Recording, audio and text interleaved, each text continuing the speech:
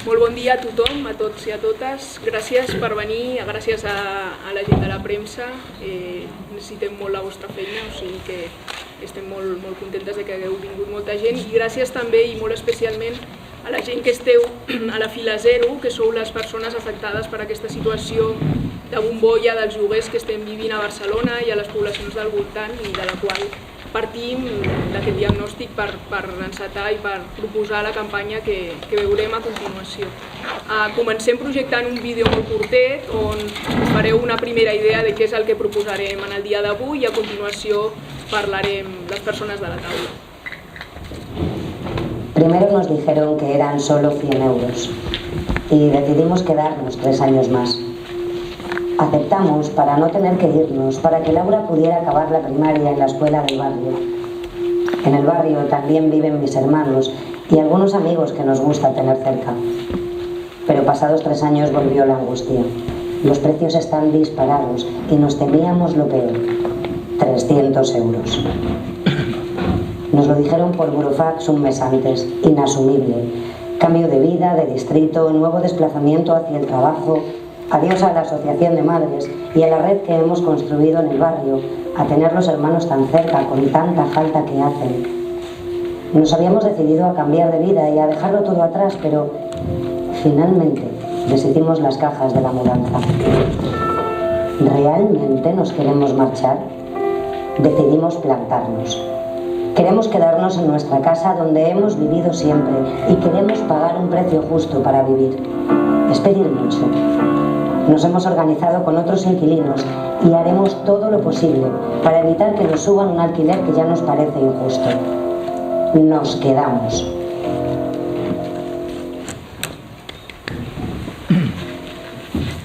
Bé, doncs, una miqueta el que es veu al vídeo, no? Fins ara, viure de lloguer ha estat viure amb la inseguretat i amb la incertesa, perquè, per una banda, els preus del lloguer pugen fins a escanyar-nos i fins a treure'ns el que ens hem guanyat amb la nostra feina. Actualment a Catalunya, els llogaters i llogateres destinem més del 47% del salari brut mensual a pagar rendes immobiliàries, i en el cas dels joves i les joves encara és pitjor. Els menors de 35 anys, fins a un 65% dels seus ingressos van dirigits a pagar rendes immobiliàries. Però no només són els preus, com sabeu, és també la curta durada dels contractes. Segons la legislació vigent, 3 anys de durada de permanència en un sol pis. I això ens obliga a canviar cada pocs anys d'habitatge i sovint també de barri, negant-nos la possibilitat de fer un projecte de vida mínimament estable. Tot això s'esdevé en el marc d'unes lleis que no garanteixen el dret a l'habitatge, sinó que faciliten l'especulació i l'abús immobiliari. En particular, les reformes legals que van patir l'any 2012 i 2013, la llei d'arrendaments urbans de 2013, que van donar tots els privilegis a les societats d'inversió immobiliària, les anomenades SOCIMIs, i van treure totes les garanties, les poques que teníem, als llogaters i llogateres.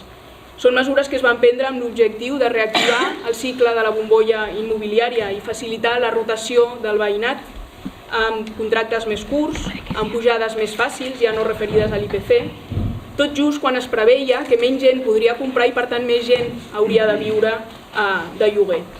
Es va donar llum verda a que fons voltors i grans inversors immobiliaris convertissin el territori urbà en un camp abonat per l'extracció de rendes i per l'expulsió de veïns de les seves llars. El que fan aquests grans actors, cada cop més a més indrets de l'Estat, no només a la ciutat de Barcelona estrictament, és violència immobiliària. Violència que de vegades pren forma material.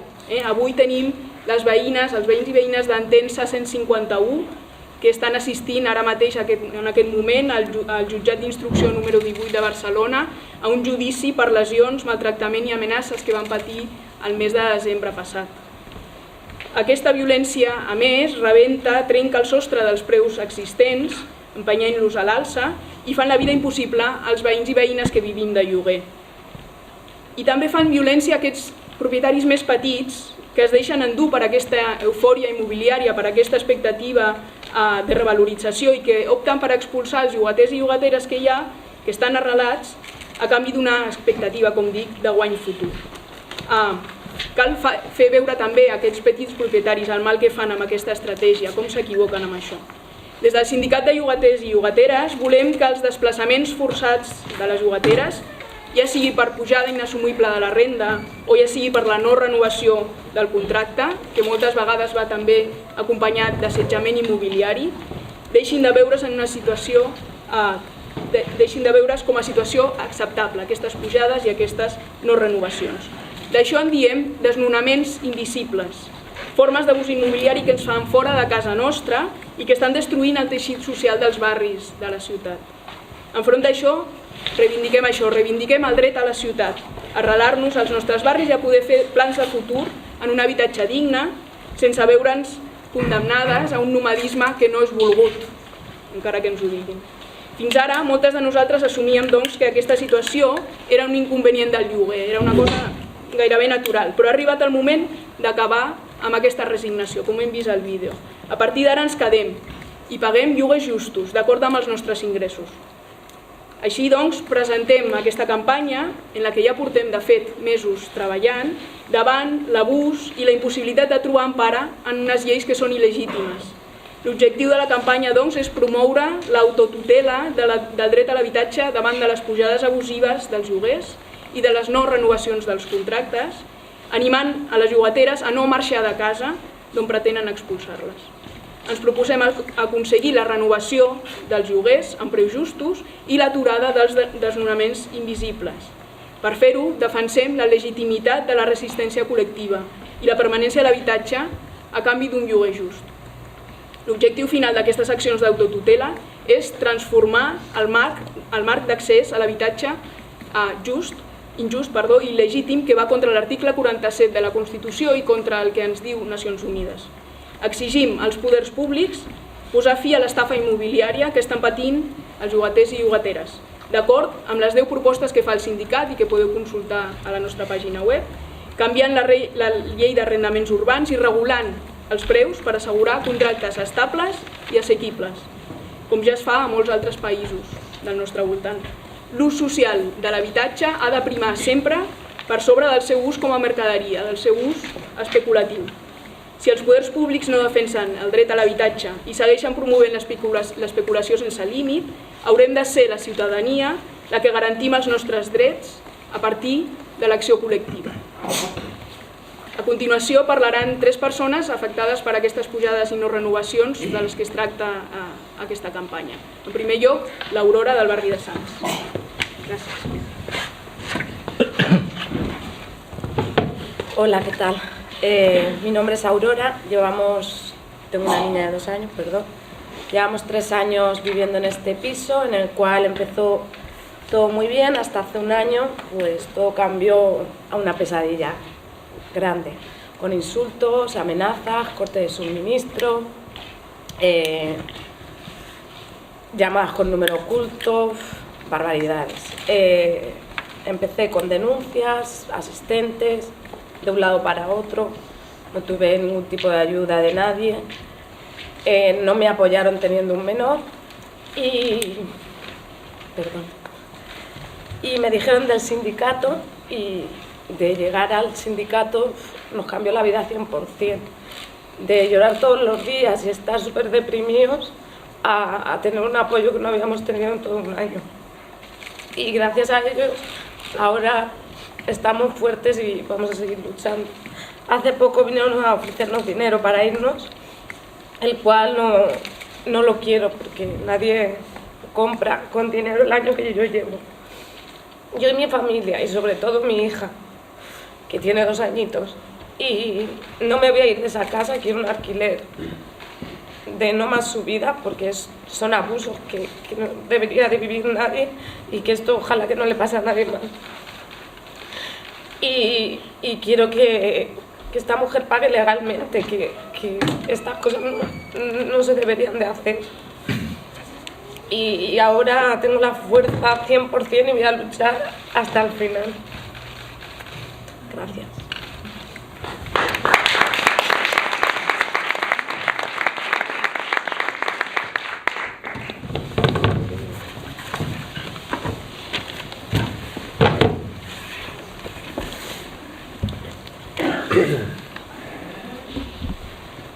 Buenos días, yo soy Julio Jiménez, soy miembro de la comunidad de inquilinos de Sant Joan Despí, del barrio de Las Planas, de Avenida Barcelona 113.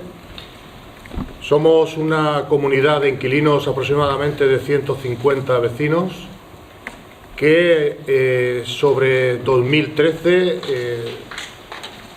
se había creado un bloque de pisos intentando crear en ese momento ya especulación porque querían venderlos a un precio entre 400.000 y 500.000 euros.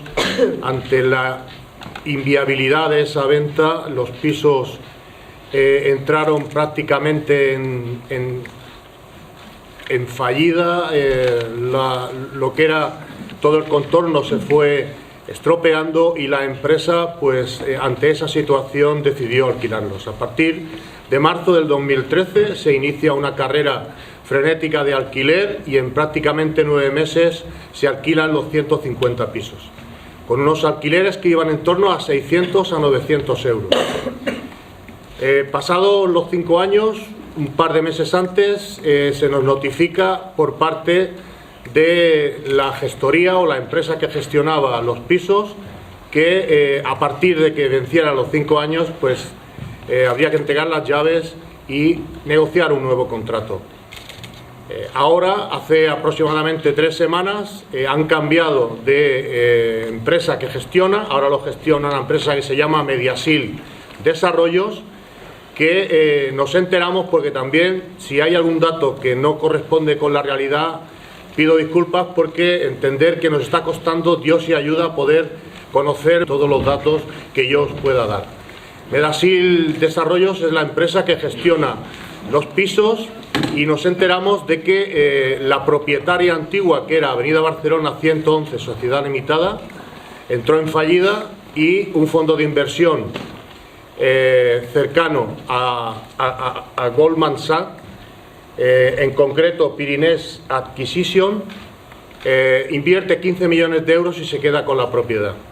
Y nos comunican que a partir del mes de marzo los alquileres pasarán a pagar un 40 a un 100% más de incremento. Nosotros, lógicamente, nos ponemos automáticamente en guardia, nos organizamos y pedimos una primera reunión con la empresa. La respuesta que nos da es muy clara. Tienen que situarse en precio de mercado. El precio de mercado, ¿quién lo sitúa? El precio de mercado lo sitúa el especulador, que ante la falta de vivienda colocan una vivienda a 1.200 euros y si no hay posibilidades, las personas tienen que vivir en algún sitio y tienen que entrar. Explicaros que en nuestra comunidad el 95% de las personas que viven son familias jóvenes, chicas como el caso que antes se ha referido, que en reiteradas asambleas se dan estas situaciones alarmantes y extremosas porque es que no pueden hacer otra cosa. Familias que han elegido Sant Joan Despí para un proyecto de vida, que tienen a sus niños en el colegio, a sus niños en la guardería, y que ahora, ante la falta de vivienda, no saben lo que van a hacer si eso sigue para adelante. Deciros que nosotros, al principio, en una situación ya de urgencia, hicimos incluso una propuesta. Nosotros dijimos, estamos de acuerdo que hay que hacer un aumento, que los precios de hace 5 años ahora, a pesar de que en el contrato figuraba la cláusula de que los IPCs cada año se irían subiendo, y se ha hecho así, decíamos, busquemos una salida y pactemos un incremento de un 15 o un 20% en 3 años, para que las familias puedan tener una alternativa, un 5-5-10 o un 5-5-5, unos aumentos que estaban muy por encima de lo que lógicamente ha subido la carestía de vida y, por supuesto, lo que les ha subido a las personas jubiladas que viven en nuestro bloque, que les ha subido un 0,25 las pensiones y los salarios entre un 1 y un 2%, y tiene esta gente la desfachatez de decir que situarse en precio de mercado es subir de un 40 a un 100%. Eso es especulación pura y dura. Y yo, para finalizar, porque quiero dar paso al siguiente vecino también con su situación, yo quiero hacer un llamamiento claro desde nuestra comunidad y un llamamiento claro a los políticos. No podemos seguir aguantando esto que estamos viviendo las personas, esa situación alarmante.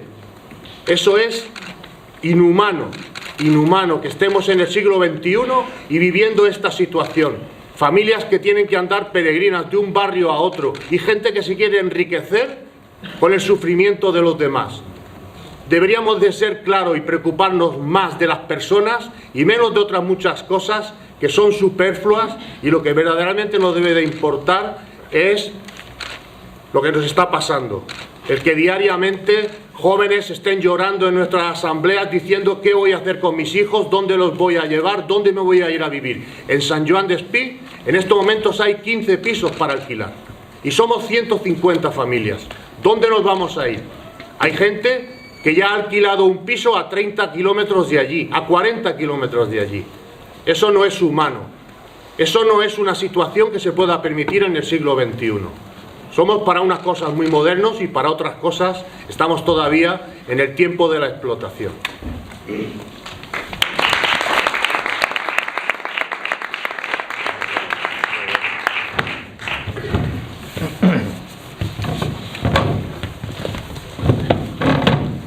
Bueno, hola, soc Roger, soc un dels veïns de Pons i Gallarza. Nosotros también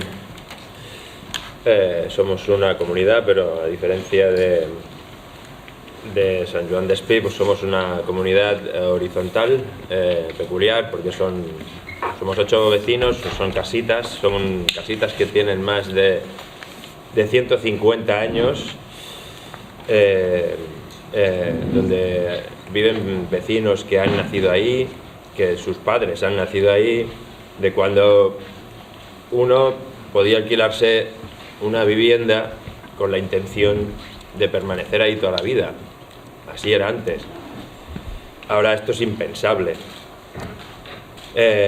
Quizá la manera que están obrando con nosotros no es de tanta explícita violencia como los anteriores casos, pero que sí que juega mucho con la incertidumbre, con la no información, que crea pues una angustia y que te paraliza de una manera brutal. Cuando alguien te pica a tu casa y se presenta como el nuevo propietario, invitándote a irte y ofreciéndote dinero si te vas antes de la fecha de contrato que tengas, te paralizas y te sientes bastante solo. Ahí el sindicat de llogaters, bueno, pues al menos en un primer momento, que fue el primer sitio donde fuimos, bueno, fui yo además, al menos logré vomitar todo lo que llevaba dentro, que ya fue mucho. Eso. El tema es que, bueno, nosotros lo enganchamos más o menos a tiempo, porque cuando nos picaron era más un tanteo, porque todavía no se había hecho la firma de la compra-venta, estaba hecho un contrato de arras y nos pusimos a hacer una campaña de visualización y de movilización bastante agresiva. Sabíamos que lo teníamos difícil, no lo conseguimos para evitar la firma, pero nos sirvió para poner el tema sobre la mesa a nivel de barrio, y en Sant Andreu, que es un barrio que no está afectado a un nivel especulativo muy grande como el centro de Barcelona y tal, sí que está ocurriendo y sí que lo que pasa es que no se están visualizando estos casos. A raíz del último plan de pisos turístics, de habitatges turístics, que limita en el centro de Barcelona las plazas y las permite a los barrios periféricos, hace que pues las empresas inversoras y tal inviertan en la vivienda allí y se convierta el barrio pues en un sitio bastante suculento para los especuladores. Nos organizamos, ha salido ahora un sindicat també d'habitatge a Sant Andreu, que no, que no había la plataforma 500x20 que se dedica más a la hipoteca y tal. Y bueno, y ahora estamos en un momento de incertidumbre. Nos están mareando varias empresas que dicen que son las gestoras, o sea, si ahora recibimos una carta de otra empresa gestora con un número de cuenta, pues a lo mejor le ingresamos el alquiler también. Porque sí, y estamos en un momento pues que crea bastante angustia, y también se dan situaciones como las que hemos visto aquí en las asambleas, y gente que ha vivido ahí toda la vida y que ahora dice, ahora me tengo que ir yo aquí. Bueno, no nos vamos a ir, lo tenemos claro, lo tienen mal. Yo creo que sobre todo es hacer un llamamiento, aparte de los políticos, como decía el compañero, sobre todo a la gente. Es una cuestión de todos.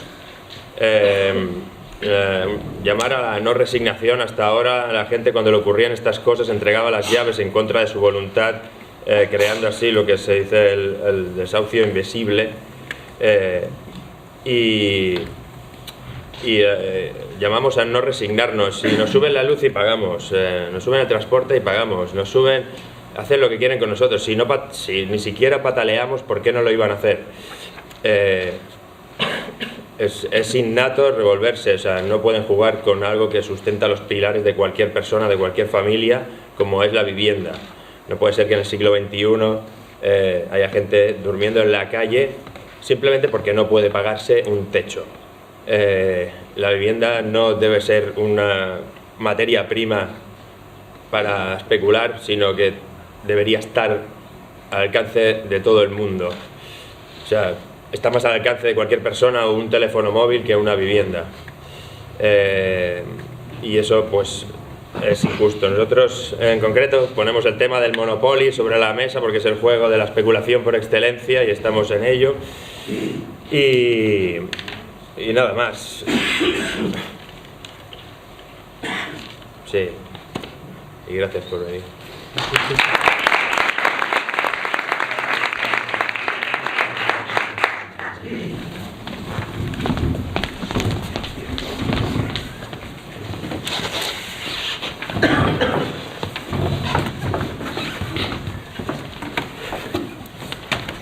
Hola, em dic Marta, soc coportaveu del Sindicat de Llogaters.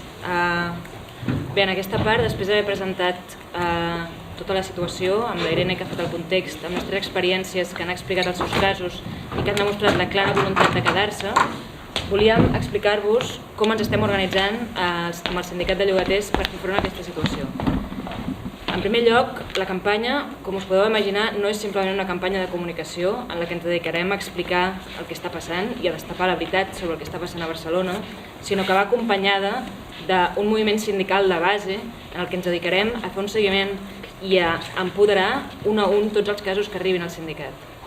Això es fa a través d'una assemblea de suport mutu en la qual ens reunim amb les persones afectades i col·lectivament proveïm amb eines i estratègies que pensem dia rere dia per intentar fer front a aquest abús i que la gent no marxi i pugui resistir a casa seva.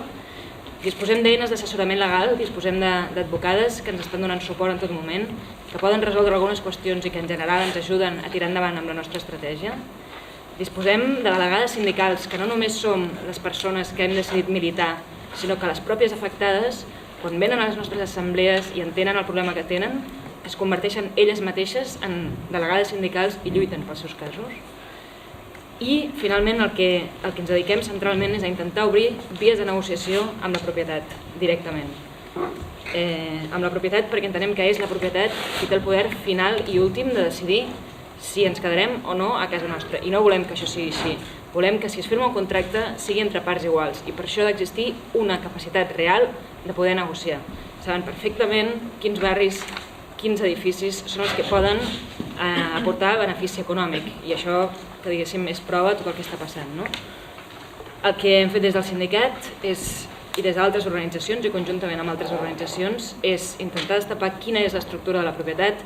Evidentment no la tenim tota, és una feina que és costosa i ens costa energies i temps, però per sort tenim la capacitat d'anar-ho fent a poc a poc i el que hem fet, per exemple, és adelantar-nos i veure quins són els pisos de propietat vertical on hi ha llogaters i on aquests llogaters a més viuen en pisos de grans propietaris perquè tenen més d'un pis i en molts casos són grans blocs amb moltes famílies que hi viuen i informant aquestes persones abans de que no els comprin o els facin fora, de que estan en perill real de ser expulsats i que, per sort, tenen organitzacions tant a peu de barri com en el propi sindicat de llogaters a Barcelona per organitzar-se i fer front col·lectivament en aquest problema. Aquestes embustiades informatives ja les hem fet als barris conjuntament amb col·lectius al barri de Gràcia i a Sant Antoni amb els col·lectius de Sant Antoni. A més, avui us volem presentar els resultats d'una recerca que hem fet per ja començar a visibilitzar quina és, en part, l'estructura de la propietat. Aquesta recerca i aquestes dades que us presentem avui són dades que hem trobat a partir dels casos que ens han arribat. És important que, malgrat que aquestes dades són ja de per si molt impactants, són poques. És a dir, encara ens falta molt per anar descobrint i encara estem parlant que el sindicat només porta uns 4 mesos d'activitat a nivell sindical, de que el que hem fet és intentar destapar la propietat que tenen els afectats que ens arriben, és a dir, els afectats que ja sabem que la seva propietat està actuant de manera especuladora, pressionant-los per marxar de casa, pujant els preus de forma abusiva i no deixant renovar els contractes. I aquestes són les dades que us presentem avui. Com podeu veure, es tracta de... Bé, no sé si el mapa es pot veure. Aquí, aquest és un mapa amb el zoom una mica cap enfora. Podreu accedir al mapa a través de la web i clicant a cada punt podeu accedir a la informació concreta del propietari en cada cas. Però m'agradaria llegir en veu alta una llista que també s'haurà de projectar, per això m'estic esperant una mica que funcionin les qüestions tècniques. Una llista dels grans propietaris i fons que acumulen més de 3.000 immobles. M'estic esperant, però de mentre ho vaig explicant.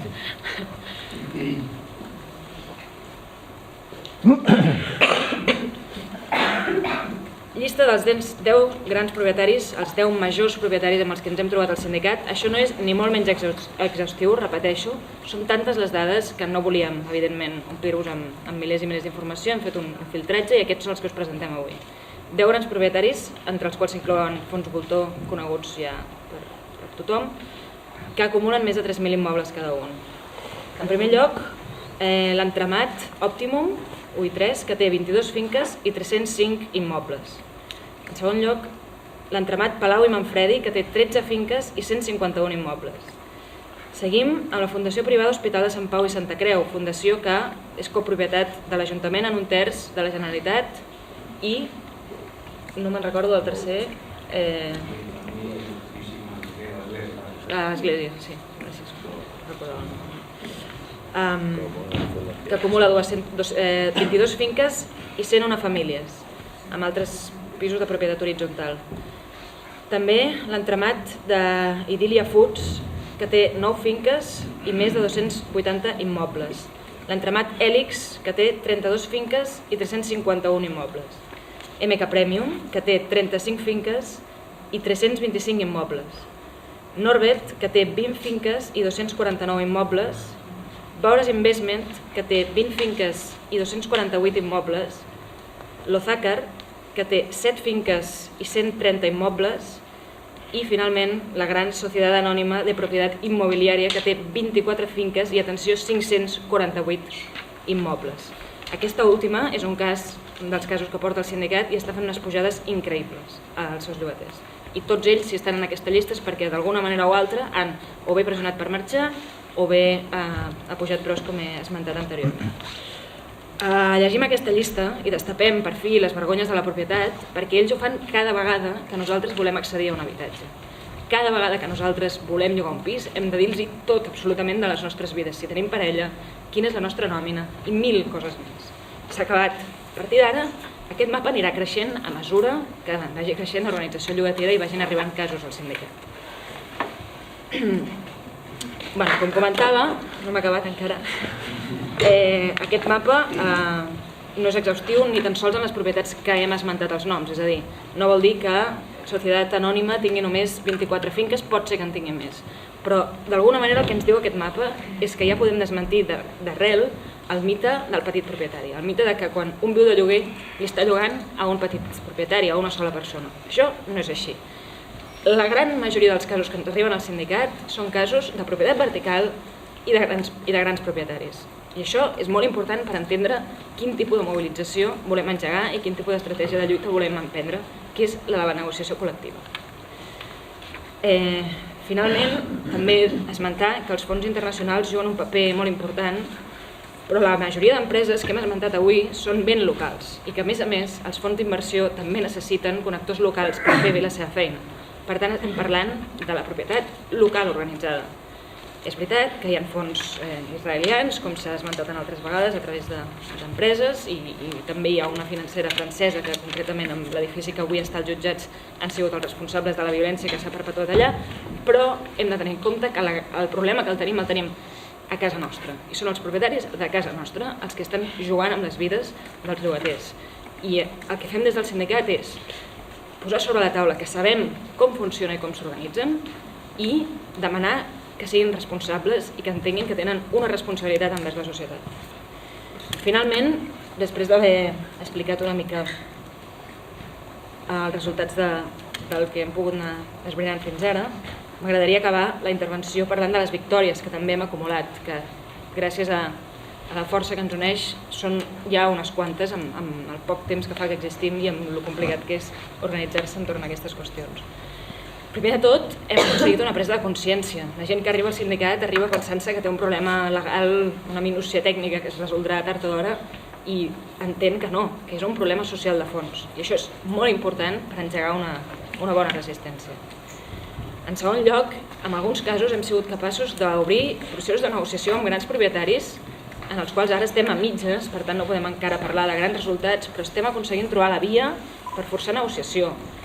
Veiem que en gran part era responsabilitat nostra organitzar-nos i anem a veure finalment com respon la propietat davant de l'organització dels llogaters. En alguns casos també hem aconseguit frenar pujades abusives i renovar contractes a preu just. És molt evident que els llogaters demostren que coneixen els seus drets i estan organitzats. Els propietaris afluixen una mica la pressió i no demanen les borrades que demanaven en un principi. I a més, i molt important perquè estem veient com està estructurada la propietat, estem molt orgullosos d'una sèrie de blocs que s'han organitzat i que ho han fet amb l'ajuda i entorn al sindicat. Parlem de més de 20 blocs organitzats que estan decidint resistir i lluitar. M'agradaria fer esment especial en Tensa 151 i també les companyes de Roger de Flor que fa molts mesos que resisteixen. És realment admirable i tindran sempre el nostre suport. Finalment, m'agradaria acabar la intervenció i recordar-vos a tots que seguim amb la nostra lluita, que aquest dissabte hi ha una manifestació convocada pels companys de Sant Joan d'Espí en la qual és obligatori, hem d'anar tots, és una gran manifestació, vindrà molta gent. És el dia 24 a les 11 davant de la Sirena, a les Planes, si no m'equivoco. I el diumenge farem una altra assemblea de seguiment de casos de la nostra campanya, del sindicat, a la qual qualsevol persona que tingui un problema d'una pujada de lloguer i una finalització de contracte i que per tant es vegi abocat a un possible desnonament invisible és benvingut i allà trobarem la manera d'organitzar-nos i de lluitar al seu cas. L'assemblea, perdoneu, és diumenge a la Lleialtat Sencenca, aquí mateix, a les 5:30. Finalment, només dir-vos que no ens quedem en silenci, que alcem la veu i que ens quedem.